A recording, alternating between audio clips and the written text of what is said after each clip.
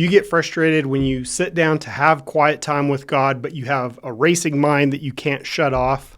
It's as if you slow down to be quiet and you get a million ideas, like I need to pay this bill, I need to send this email, I need to do the laundry. All these things flood your brain. In this video, I want to share a simple way to slow down and be still and connect with God. My name is Carsonial, and I help you build an intentional life through simple systems that give you clarity, consistency, and meaningful change. So I have a hard time quieting my mind, especially in the morning.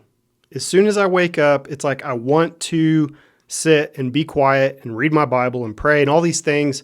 But as I said earlier, all these ideas and thoughts like flood my mind, like, I wonder if I have a new subscriber. Or I wonder what the weather's going to be today. Or I better check the news and make sure, a bomb didn't go off. Even just sitting and watching TV, sometimes I feel like I'm thinking about 5 different things at once.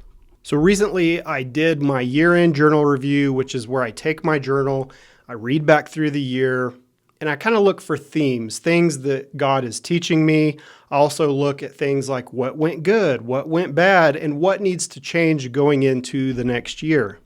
So to make a long story short, I felt for me personally, what God was showing me for this coming year was decide daily. So I was thinking, how can I be intentional about deciding daily? And what basically decide daily means is decide daily who God is. Next, decide who I am, who my identity is, and be confident in that. Third, decide daily that others are more important. It's not all about you. It's not all about me. It's about serving others. And then finally, just having belief. So as I thought back over the year and thought about where I struggled with quiet time, the idea that I had to be intentional about this was this idea of journaling with God. To write down is to slow down. It's to let thoughts leave your head and enter into a conversation with God. This could be things like what you're feeling, what you're stressed about.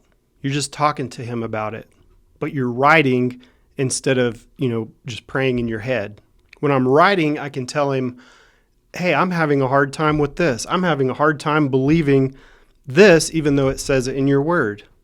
But by focusing on sitting down and writing these things out, it's forcing me to be still and to nurture that relationship. And I've only been doing this a few days, and I've noticed a couple things. One, I feel like having these Godversations just for a few days has done more for me spiritually than what I've done in the last month as far as journaling. The other thing that I've noticed as I do this journaling with God is any heaviness that I'm feeling is lifted. It's taken. It's like I've poured my heart out and into his hands. It also allows me to ask God questions and then wait. And again, what I'm doing here, it's not so much about writing a prayer out, even though that's kind of what it is.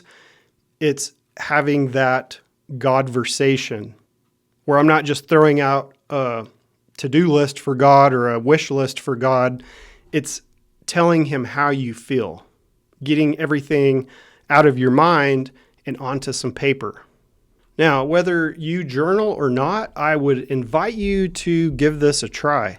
It's the first journal entry I make for the day. And to be honest with y'all, I don't put a lot in my daily journal entries. Maybe a recap of the day, something that happens that I want to remember, something that stands out, stuff like that. But this journaling with God, Godversation is the very first entry. And again, it just forces me to slow down because as I'm writing, I have to control my thoughts.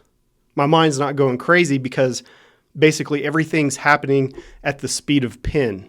And so for people like me, maybe people like you, if you struggle with that racing mind, a multitasking mind, this has been a super helpful way for me to connect with God, and I wanted to share it with you. So if you don't have a journal, the one I recommend and use is the Leuchtturm1917 A5.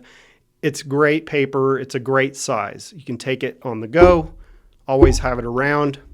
I also have 2 resources that will help you get started with journaling. One's called Pocket Size Productivity. Basically kind of talks about how you can do journaling with a pocket notebook. The other resource that I have available for you is a Bible journaling quick start toolkit. So if you wanted to do some Bible journaling, it's filled with ideas to get you going. So if you feel like you've had a hard time hearing from God, or you just want to connect deeper, give it a shot. Let me know how it works out for you. And as always, remember to make a change, or tomorrow will look like today.